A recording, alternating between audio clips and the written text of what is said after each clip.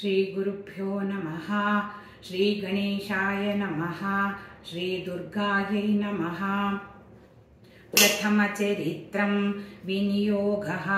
अस्य श्रीप्रथमचरित्रस्य ब्रह्मा ऋषिः, महाकाली देवता, गायत्री छन्दः, नन्दाशक्तिः, रक्तदन्तिका बीजम्, अग्निस्तत्त्वं, ऋग्वेदस्वरूपं। श्रीमहाकाली प्रीत्यर्थे प्रथमचरित्रजपे विनियोगः।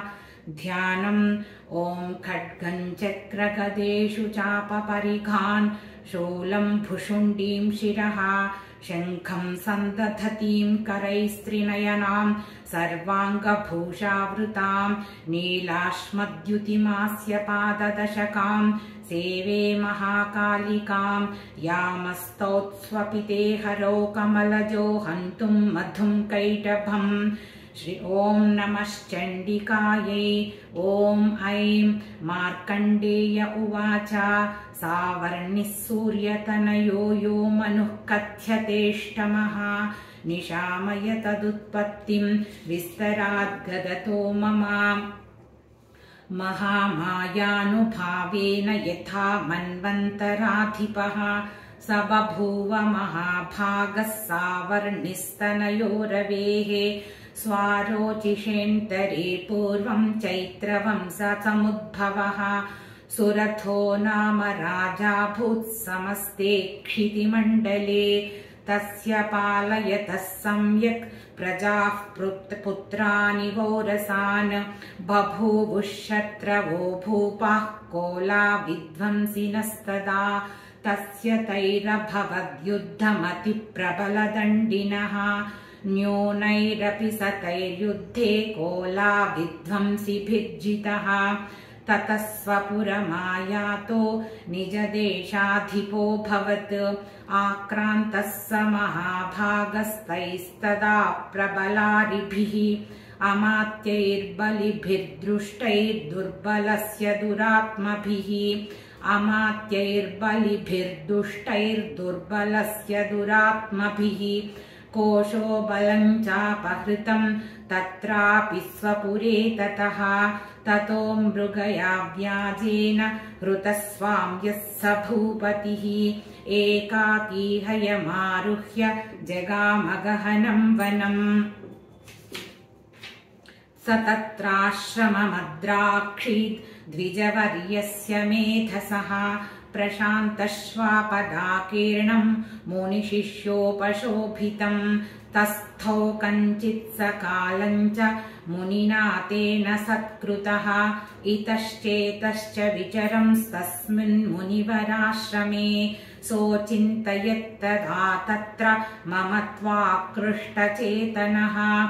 मत्पूर्वैः पालितं पूर्वं मया हीनं पुरं हि तत्, मद्भृत्यैस्तैरसद्वृत्तैर्धर्मतः पाल्यते न वा। स जाने स प्रधानो मे शूरहस्ती सदा मदः, मम वैरिवशय्यातः कान् भोगानुपलप्स्यते। ये ममानुगता नित्यं प्रसादधनभोजनैः, अनुवृत्तिं ध्रुवं तेऽद्य कुर्वन्त्यन्यमहीभृताम्। असंयग्ययशीलैस्तैः कुर्वद्भिः सततं व्ययम्, सञ्चितः सोऽति दुःखेन क्षयं कोशो गमिष्यति। एताच्चान्यच्च सततं चिन्तयामास पार्थिवः। तत विप्राश्रमाभ्यासे वैश्यमेकं ददर्श सः, सपृष्टस्तेन कस्त्वं भो हेतुश्चागमनेत्रकः। सशोक इव कस्मात् त्वं दुर्मना इव लक्ष्यसे, इत्याकर्ण्यवचस्तस्य भूपतेः प्रणयोदितं। प्रत्युवाच सतं वैश्यः प्रश्रयावनतो नृपम्। वैश्य उवाच समाधिर्नाम वैश्योऽहमुत्पन्नो धनिनाङ्कुले, पुत्रदारैर्निरस्तश्च धनलोभात् साधुभिः। विहीनश्च धनैर्दारैः पुत्रैरादाय मे धनम् वनमभ्यागतो दुःखी निरस्तश्चाप्तबन्धुभिः सोऽहन्न वेद्मि पुत्राणां कुशलाकुशलात्मिकां प्रवृत्तिं स्वजनानां च दाराणां चात्र संस्थितः किन्नु तेषां गृहे क्षेममक्षेमं किन्नु साम्प्रतम् कथन्ते किन्नु सद्वृत्ता दुर्वृत्ताः किन्नु मे सुताः राजोवाच यैर्निरस्तो भवान् लुब्धैः पुत्रदारादिभिर्धनैः तेषु किं भवतः स्नेहमनुबध्नाति मानसम् वैश्य उवाच एवमेतद्यथा प्राह भवानस्मद्गतं वचः किं करोमि न बध्नाति मम निष्ठुरतां मनः यैः सन्त्यद्यपि तृस्नेहं धनलुब्धैर्निराकृतः पतिः स्वजनहार्दं च हार्दितेष्वेव मे मनः किमेतन्नाभिजानामि जानन्नपि महामते यत्प्रेमप्रवणं चित्तं विगुणेष्वपि बन्धुषु तेषां कृते मे निःश्वासो दौर्मनस्यञ्च जायते करोमि किं यन्न मनस्तेष्वप्रीतिषु निष्ठुरम् मार्कण्डेय उवाच ततस्तौ सहितौ विप्रतं मुनिं समुपस्थितौ समाधिर्नाम वैश्योऽसौ स च पार्थिवसत्तमः कृत्वा तु तौ यथा न्यायं यथार्हं तेन संविदम् उपविष्टौ कथाः काश्चिच्चक्रतुर्वैश्यपार्थिवौ राजोवाच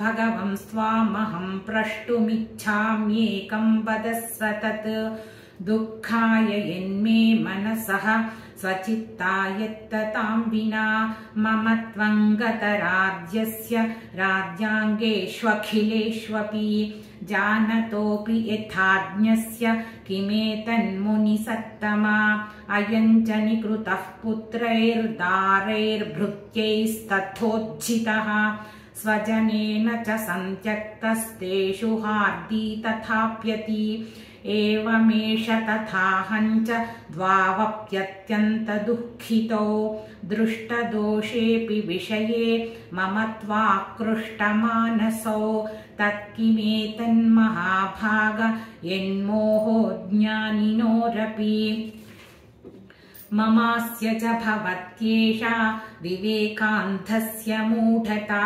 ऋषिरुवाच ज्ञानमस्ति समस्तस्य जन्तोर्विषयगोचरे विषयश्च महाभाग याति चैवं पृथक् पृथक् दिवान्ताः प्राणिनः केचिद्रात्रावन्तास्तथा परे केचिद्दिवा तथा रात्रौ प्राणिनस्तुल्यदृष्टयः ज्ञानिनो मनुजाः सत्यं किन्तु तेन हि केवलं यतो हि ज्ञानिनः सर्वे पशुपक्षिमृगादयः ज्ञानं च तन्मनुष्याणां यत्तेषां मृगपक्षिणां मनुष्याणां च यत्तेषां तुल्यमन्यत्तथोभयोः ज्ञानेऽपि सति पश्यैतान् पतङ्गाञ्छावचञ्चुषु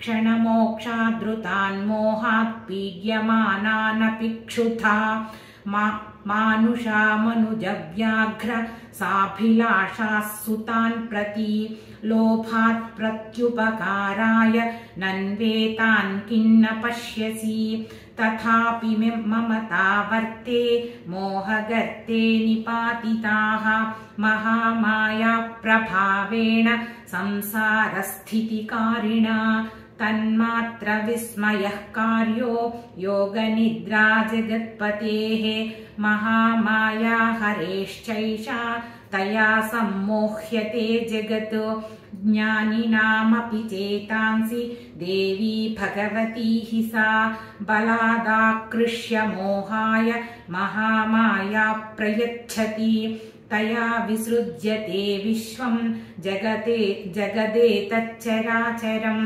सैषा प्रसन्ना वरदा नृणां भवति मुक्तये सैषा प्रसन्ना वरदा नृणां भवति मुक्तये सा विद्या परमा मुक्तेर्हेतुभूता सनातनी संसारबन्धहेतुश्च सैव सर्वेश्वरेश्वरी राजोवाच भगवन् काहि सा देवी महामायेति यां भवान् ब्रवीति कथमुत्पन्ना सा कर्मास्याश्च किन्द्विजा यत्प्रभावा च सा देवी यत्स्वरूपा यदुद्भवा तत्सर्वं श्रोतुमिच्छामि त्वत्तो ब्रह्मविदाम्बरा ऋषिरुवाच नित्यैव सा जगन्मूर्तिस्तया सर्वमिदं ततं तथापि तत्समुत्पत्तिर्बहुधा श्रूयतां मम देवानां कार्यसिद्ध्यर्थमाविर्भवति सा यदा उत्पन्नेति तदा लोके सा नित्याप्यभिधीयते योगनिद्रां यदा विष्णुर्जगत्येकार्णवीकृते आस्तीर्यशेषमभजत्कल्पान्ते भगवान् प्रभुः तदा द्वावसुरौ घोरौ विख्यातौ मधुकैटभौ विष्णुकर्णमलोद्भूतौ हन्तुं ब्रह्माणमुद्यतौ सनाभिकमले विष्णो स्थितो ब्रह्मा प्रजापतिः दृष्ट्वा तावसुरौ चोग्रौ प्रसुप्तं च जनार्दनं तुष्टावयोगनिद्रां तामेकाग्रहृदयस्थितः विबोधनार्थाय हरेर्हरिनेत्रकृतालयां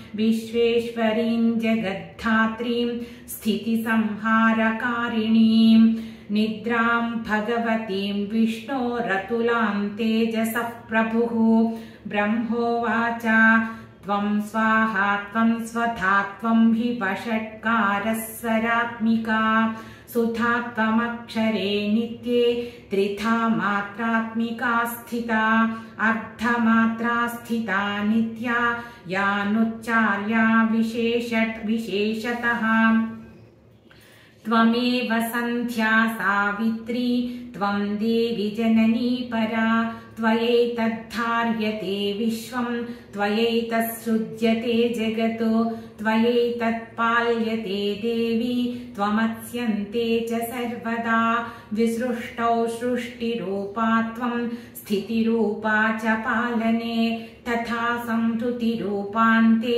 जगतोऽस्य जगन्मये महाविद्या महामाया महामेधा महास्मृतिः महामोहा च भवति महादेवी महासुरी प्रकृतिस्त्वं च सर्वस्य गुणत्रयविभाविनी कालरात्रिर्महारात्रिर्मोहरात्रिश्च दारुणा त्वं श्रीस्त्वमीश्वरी त्वं ह्रीस्त्वं बुद्धिर्बोधलक्षणा लज्जा पुष्टिस्तथा तुष्टिस्त्वं शान्तिक्षान्तिरेव च लज्जा पुष्टिस्तथा तुष्टिस्त्वं शान्तिः क्षान्तिरेव च खड्गिनी शूलिनी घोरा गदिनी चक्रिणी तथा शङ्खिनी चापिनी बाणभुषुण्डी परिघायुधा सौम्या सौम्यतरा शेष सौम्येभ्यस्त्वति सुन्दरी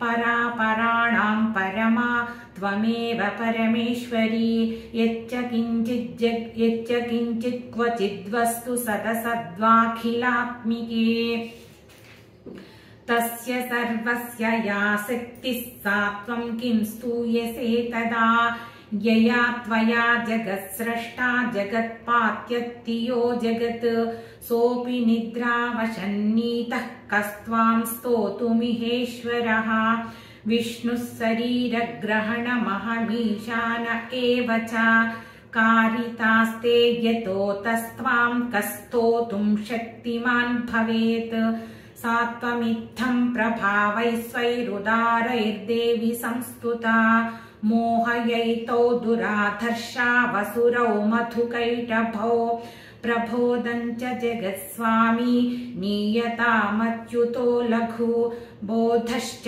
क्रियतामस्य हन्तुमेतौ महासुरो ऋषिरुवाच एवं स्तुता तदा देवी तामसी तत्र वेधसा विष्णोः प्रबोधनार्थाय निहन्तुं मधुकैटभौ नेत्रास्य नासिका बाहु हृदयेभ्यस्तथोरसः निर्गम्य दर्शने तस्थौ ब्रह्मणो व्यक्तजन्मनः उत्तस्थौ च जगन्नाथस्तया मुक्तो जनार्दनः एकार्णवे हि शयनात् ततः स ददृशे च तौ मधुकैटभौ दुरात्मानावतिवीर्यपराक्रमौ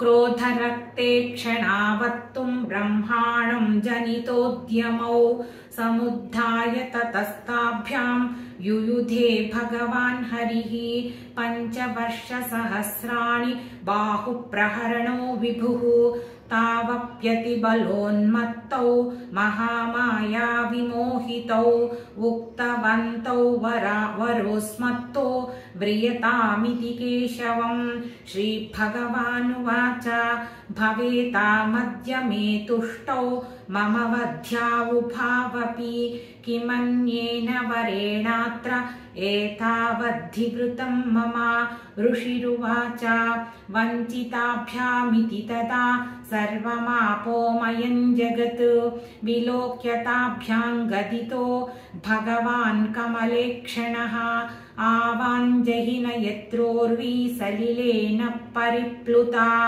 ऋषिरुवाच तथेत्युक्त्वा भगवता शङ्खचक्रगदाभृता कृत्वा चक्रेण वैच्छिन्ने जघने शिरसि तयोः एवमेषा समुत्पन्ना ब्रह्मणा संस्तुता स्वयं प्रभावमस्या देव्यास्तु भूयः शृणु वदामि ते ऐं ॐ स्वस्ति श्री मार्कण्डेय पुराणे सावर्णिके मन्वन्तरे देवी माहात्म्ये मधुकैटभवधो नाम प्रथमोऽध्यायः। सर्वं श्रीललिताम्बिका परदेवतार्पणमस्तु। यदक्षरपदभ्रष्टं मात्राहीनं तु यद्भवेत् तत्सर्वं क्षम्यतां देवी प्रसीद परमेश्वरी।